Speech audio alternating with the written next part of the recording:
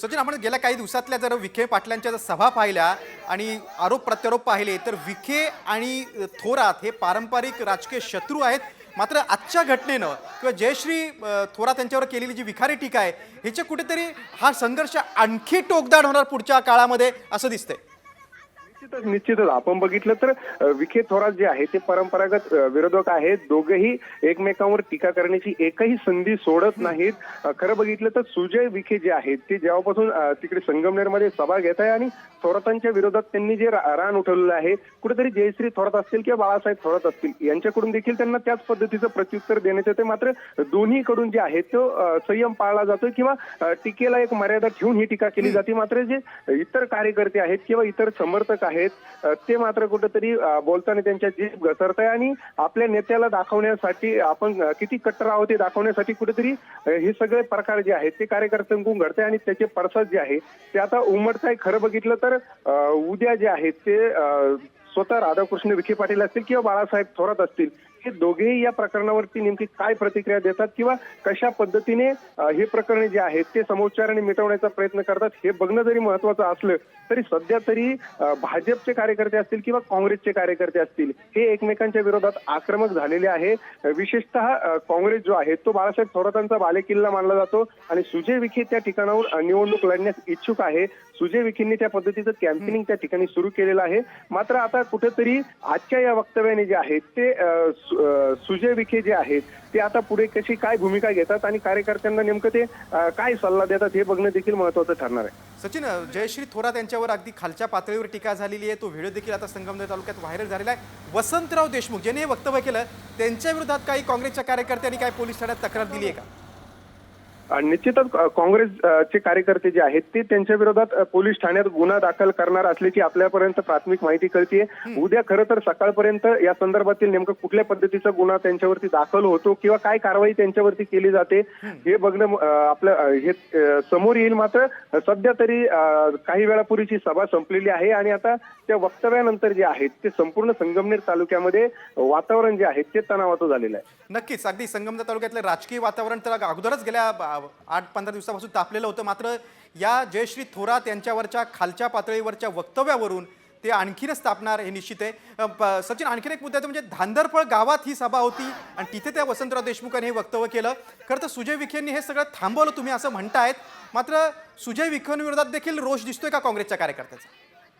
निश्चितच ज्या पद्धतीने सुजय विखे संगमनेरमध्ये जाऊन बाळासाहेब थोरात यांच्यावरती टीका करतायत आणि त्याला प्रत्युत्तर म्हणून जयश्री थोरात पुन्हा उत्तर देत आहे. पुन्हा एकमेकांकडे टीका प्रत्युत्तर असं गेल्या काही दिवसांपासून सगळं सुरू आहे आणि सुजय विखे जे आहेत ते शिर्डी मतदारसंघातून येऊन या ठिकाणी आमच्या नेत्यावरती बोलतायत याचा रोष देखील काँग्रेस कार्यकर्त्यांमध्ये आहे आणि त्यामुळे गेल्या काही दिवसांपासून काँग्रेस कार्यकर्त्यांमध्ये देखील खदखद होती आणि आजचं जे वक्तव्य त्या ठिकाणी देशमुखांकडून झालेलं आहे आणि त्याची परिणिती जी आहे ती काँग्रेस कार्यकर्त्यांच्या उद्रेकामध्ये म्हणूयात किंवा त्यांचा रोष जो आहे तो आता थेट रस्त्यावरती आपल्याला दिसतोय. अनेक गाड्यांची तोडफोड झालेली आहे, अनेक गाड्यांची जाळपोळ देखील झालेली आहे. खरं तर उद्या या सगळ्या प्रकरणामध्ये संगमनेरची परिस्थिती काय असणार आहे हे आपल्याला अधिक कळू शकेल. मात्र सध्या तरी परिस्थिती जी आहे ती तणावाची आहे. सचिन, आणखीन एका मुद्द्याकडे लक्ष येतो. काल किंवा परवाच सुजय विखे म्हटले होते की माझ्या कार्यकर्त्याला हात लावाल तर इथेच गाडी, म्हणजे इतकी टोकाची भाषा सुजय विखे पाटील बोलतायत. आणि आजच्या घटनेनंतर मात्र उद्या आता काँग्रेसच्या कार्यकर्त्यांची काय भूमिका असणार ते बघणं खूप महत्वाचं आहे. याबद्दल काय सांगाल? निश्चित बघितलं तर ज्यावेळी तळेगाव संगमनेर तालुक्यातील तळेगाव या ठिकाणी सुजय विखेंची पहिली सभा झाली होती त्या सभेमध्ये सुजय विखेंनी अशा पद्धतीचं वक्तव्य केलं होतं. खरं बघितलं तर नेता जो आहे तो आपल्या भाषणाच्या ओघामध्ये काहीतरी बोलून जातो. मात्र कार्यकर्ते जे आहेत त्या नेत्याचे वक्तव्य आपण किती गांभीर्याने घ्यायचं आणि त्याचं खरंच इम्प्लिमेंटेशन करायचं का हे खरं तर कार्यकर्त्यांच्या हातात असतं. मात्र कार्यकर्ते जे आहेत ते भावनिक असतात आणि कुठेतरी त्यामुळे जशाच तसं उत्तर देण्याची भाषा जी आहे कार्यकर्त्यांकडून केली जाते.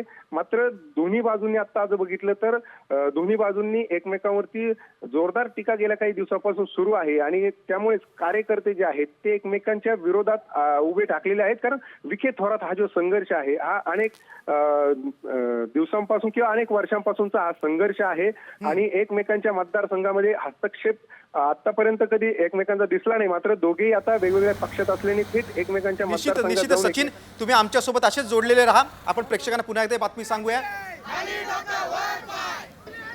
संगमनेर तालुक्यातील धांदरफळ्या गावात सभा असताना मंचावरून वसंतराव देशमुख यांनी बाळासाहेब थोरात यांची कन्या जयश्री थोरात यांच्यावर खालच्या पातळीवर अगदी टीका केलेली आहे। यावेळी मंचावर मुख्य म्हणजे माजी खासदार सुजय विखे पाटील देखील उपस्थित होते। थोरातांवरील वादग्रस्त वक्तव्यामुळे आता काँग्रेसचे कार्यकर्ते आक्रमक झालेले आहेत। त्यांनी काही ठिकाणी गाड्या पेटवून दिलेल्या आहेत। जयश्री थोरातांवर जे वादग्रस्त विधान झालं होतं ते संगमनेर तालुक्यात व्हायरल झालं, त्याच्यानंतर काँग्रेसचे कार्यकर्ते आक्रमक झाले। नांदरफळ गावातील वसंतराव देशमुख यांनी भाषणादरम्यान खालच्या पातळीवर टीका केलेली आणि त्यामुळे काँग्रेसचे कार्यकर्ते आक्रमक झाले। जर आपण गेल्या काही दिवसातलं संगमनेरमधलं चित्र पाहिलं, राजकीय वातावरण पाहिलं तर सुजय विखे पाटील सातत्यानं सभा घेऊन बाळासाहेब थोरात आणि त्यांच्या कन्या जयश्री थोरात यांच्यावर विखारी टीका करतात। आणि आजच्या संगमनेर तालुक्यातील धांदरफळ गावातील सभेने मात्र कहरच केलेला आहे। या सभेमध्ये वसंतराव देशमुख नावाच्या नेत्यानं, स्थानिक नेत्यानं जयश्री थोरात यांच्यावर आक्षेपार्ह वक्तव्य केलं, विधान केलं आणि त्यानंतर मात्र काँग्रेसचे कार्यकर्ते कमालीचे आक्रमक झाले आणि त्यांनी काही ठिकाणी अगदी वाहनं देखील पेटवून दिलेली आहेत आणि ठिय्या मांडलेला